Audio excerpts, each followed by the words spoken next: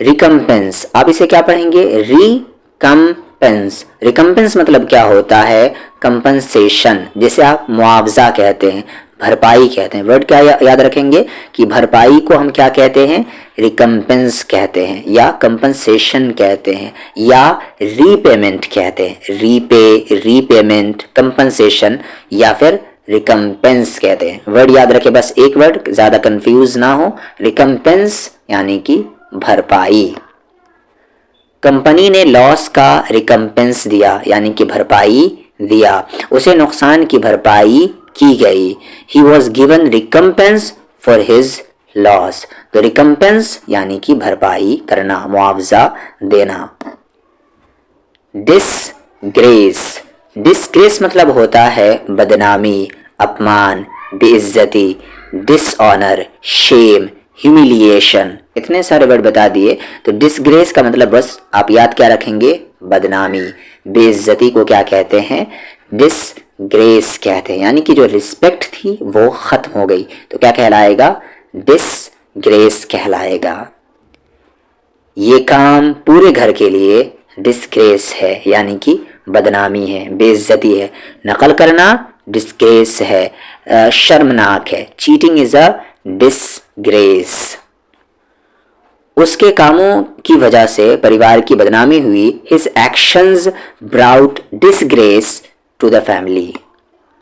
अगला वर्ड काफी बेहतरीन है, विशफुल थिंकिंग। क्या है?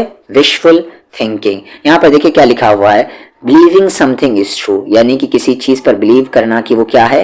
हकीकत है, ट्रू है, सच है। Because you want it to be true, क्योंकि आप चाहते हैं कि ये क्या हो? सच हो। तो ये क्या है?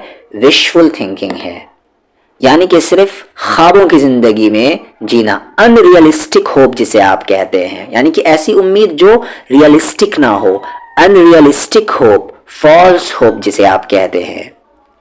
मेहनत के बिना सक्सेस के बारे में सोचना विशफुल थिंकिंग है।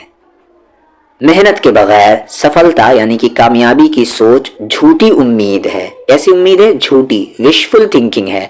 Success without hard work is wishful thinking. मॉर्टल, मॉर्टल मतलब होता है कि वो जो हमेशा जिंदा ना रहे। जैसे इंसान है, ह्यूमन है, क्या है?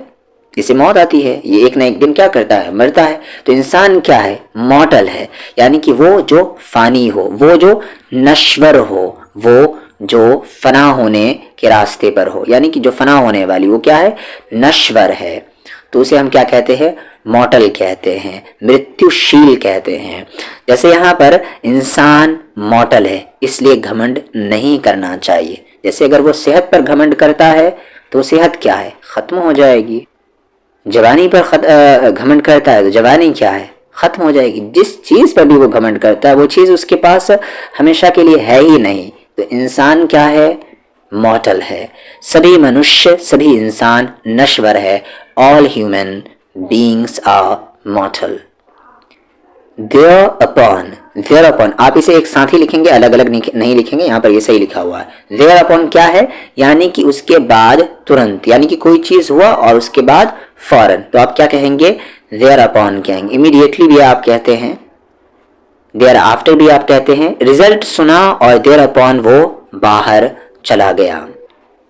वो मान गई और देयर अपॉन यानी कि उसके फौरन बाद मीटिंग खत्म हो गई। She agreed and thereupon the meeting ended. यानी कि किसी काम के बाद कोई काम फौरन हो जाना, तब आप क्या वर्ड यूज करते हैं? देयर अपॉन यूज करते हैं। अगला वर्ड काफी अच्छा है, अनकंसर्ड। अनकंसर्ड मतलब होता है कि बेपरवाह। आप उसे क्या कहेंगे? अनकंसर्ड कहेंगे, यानी कि जो क्या हो गया हो? बेपरवाह हो गया हो, लापरवाह हो गया, उसे आप क्या कहेंगे? अनकंसर्न्ड कहेंगे। लोगों के ताने सुन के भी वो अनकंसर्न्ड रहा, यानी कि बेपरवाह रहा। वो क्या कहते हैं? क्रिटिसिज्म से भी प्रभावित नहीं हुई, यानी कि अनकंसर्न्ड रही। शी रिमेन्ड अनकंसर्न्ड बाय क्रिटिसिज्म, यानी कि वो उसके बारे में लोग गलत गलत कहते रहे, उसके बाद भी उस पर कोई फर्क नहीं पड़ा, उसने ध्यान ही नहीं दिया। वो क्या थी? अनकंसर्न्ड थी। एंड लास्ट वर्ड काफी बेहतर है, सेल्फ सफिशिएंट। सफिशिएंट आप स्पेलिंग याद कर लें, जो मैं बता रहा हूं वो तलफ़ुज़ वो बिल्कुल ठीक है। Self sufficient, sufficient, self sufficient मतलब होता है आत्मनिर्भर, यानी कि जिसे जो अपने आप पर क्या हो, डिपेंड हो, और बाकी से क्या हो, इंडिपेंडेंट हो। क्या कहेंगे आप, वो सेल्फ सफिशेंट है। आप इसे सेल्फ रिलायंट भी कह सकते हैं। तो सेल्फ सफिशेंट मतलब क्या, कि जो आत्मनिर्भर हो, यानी कि इंडिपेंडेंट हो, किसी पर डिपेंड ना करता हो। हमें सेल्फ सफिशेंट बनना चाहिए, दूसरों पर डिपेंड नहीं। He is financially self sufficient, यानी कि वो पैसे के तौर पर फाइनेंशियली क्या है, सेल्फ सफिशेंट है।